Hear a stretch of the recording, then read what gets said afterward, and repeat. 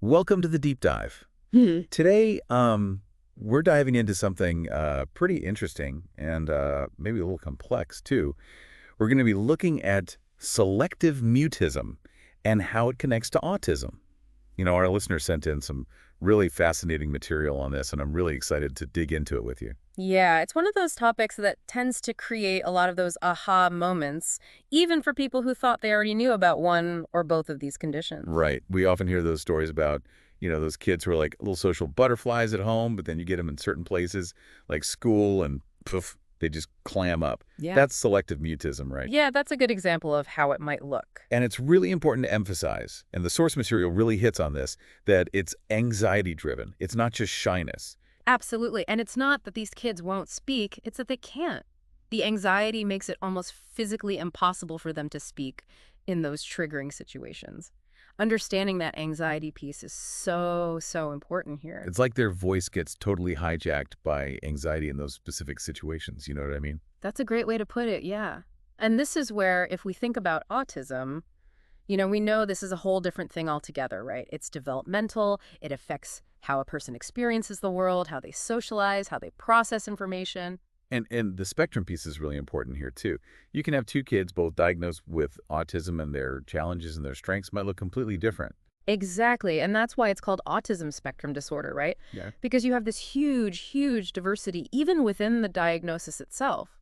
But what's really interesting is that both selective mutism and autism, they share this common thread of communication difficulties. Yeah, one of the sources specifically said that both of these conditions can lead to struggling with communication, although they look different, those communication struggles. Right. So, for example, selective mutism might mean you've got complete silence in certain settings, while someone on the spectrum, they might have a hard time with, like the back and forth of a conversation. Or maybe they struggle to understand social cues, or they just use language in a way that feels different to others. Okay, so this is where it starts to get really interesting, right? Yeah. We've got these two distinct conditions, but both of them involve these communication hurdles. And then on top of that, we have this underlying thing with anxiety, which has got to be a pretty big deal. Oh, it's huge, absolutely. And you can imagine the anxiety can look really different depending on whether it's, stemming from selective mutism or autism or Yeah, even both at the same time. hold on, both at the same time. How often does that actually happen? Because I got to say, this whole co-occurrence thing has got me really curious now. It's way more common than people think, actually. There's a lot of overlap between selective mutism and autism. Hmm. Like a lot. Studies have shown that a pretty significant percentage, sometimes even between 30 and 50% of kids with selective mutism also show signs of autism. Wow, okay, that's a lot higher than I would have guessed. So it's not even just that they can happen together, but that they often do. That's really interesting. Yeah, and it gets even more interesting because for some autistic kids, that anxiety we were talking about, it can actually show up as selective mutism in certain situations. Oh, Yeah. okay. That makes sense, actually. So it's not always that the selective mutism is its own separate thing. It could be that the anxiety is coming out that way because of the autism. Yeah, exactly. It's like the anxiety is finding a specific way to express itself in those kids. This is really changing how I think about these two conditions, to be honest. It's like realizing that two paths you thought were totally separate are actually running right alongside each other. But I do have a question about that.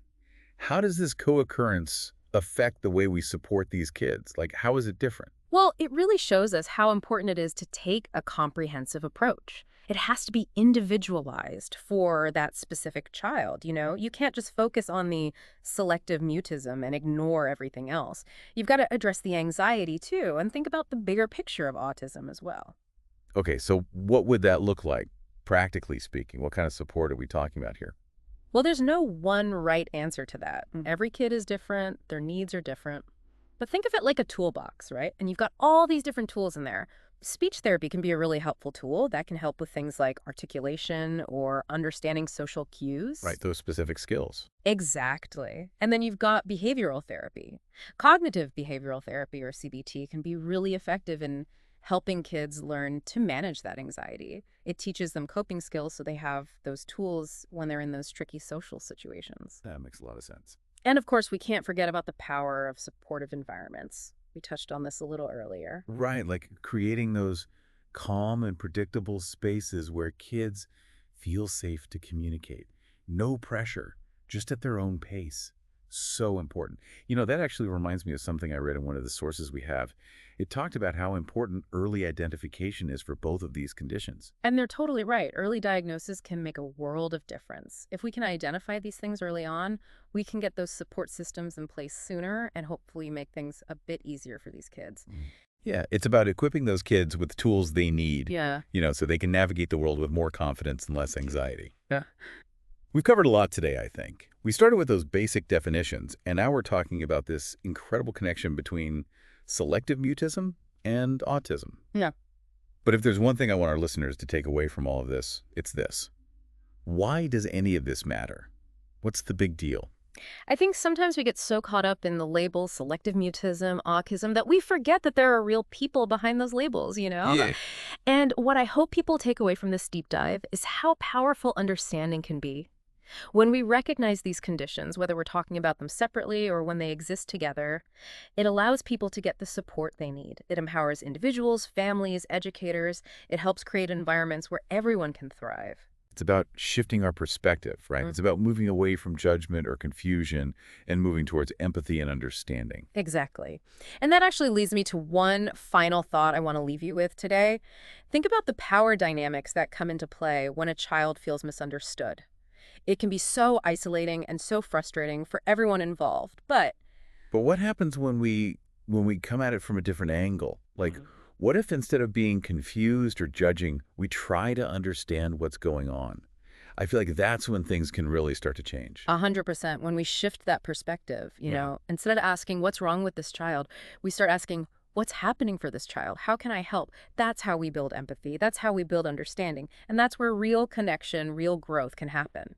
It's about remembering that behavior is communication, especially with kids who, maybe they don't have the words to tell us what's going on inside. Exactly. Imagine a child who's completely shutting down in a social situation. On the surface, it might look like they're being defiant or like they just don't care, but underneath, they could be dealing with this tidal wave of anxiety. And when we understand that, when we really get that, it changes everything. We can respond with compassion instead of getting frustrated. It's like that saying, every kid needs at least one adult who's irrationally crazy about them. Someone who sees their strengths, who believes in them, no matter what, never gives up on them. That's such a good way to put it. And honestly, for a child who's struggling, whether it's with selective mutism or autism or anything that makes them feel different, that kind of support can be life-changing. Yeah, it really highlights how important awareness is. And I don't just mean knowing the definition of these conditions, but really seeing the human beings behind them, approaching them with empathy, with understanding. Couldn't have said it better myself. Well, I think that about wraps up our deep dive into selective mutism and its connection to autism for today. Yeah. We covered a lot, from the basics to that really eye-opening connection between the two. And we talked about understanding early intervention and how to create those supportive environments where all kids can thrive. Absolutely. Remember, knowledge is power, but empathy. Empathy is where the magic happens. Keep asking those questions, keep learning, and keep advocating for yourself and your loved ones. And never underestimate the power of a little understanding and a whole lot of compassion. Until next time, happy diving.